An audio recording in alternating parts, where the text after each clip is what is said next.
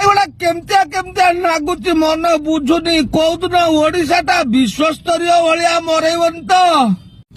ମଦନା ରେ, ଏ ମଦନା ଦେଖିବୁ ଆରେ, ଇରେ ଆମର ସବୁ ବିଶ୍ୱସ୍ତରୀୟ ହେଇଗଲା ରେ।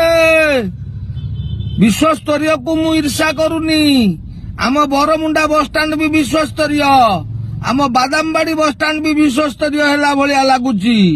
ଆମର ଏଠି ଯୋଉ ଷ୍ଟିଲ ପ୍ଲାଣ୍ଟ ହବ ଇଏ ବି ବିଶ୍ୱସ୍ତରୀୟ। କିନ୍ତୁ ମୋର କହିବା କଥା, ଏଗୁଡା କେମିତିଆ ଲାଗୁଛି ମନ ବୁଝୁନି। କୋଉଦିନ ଓଡିଶାଟା ବିଶ୍ୱସ୍ତରୀୟ ଭଳିଆ ମରେଇବନି ତ?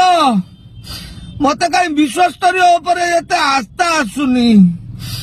ଯଦି ଓଡିଶା ବିଶ୍ୱସ୍ତରୀୟ ଭଳିଆ ହାରିଗଲା, ମତେ ସେମିତି ଲାଗୁଛି। ଦେଖ ଆଗକୁ କଣ ହଉଛି ରେ।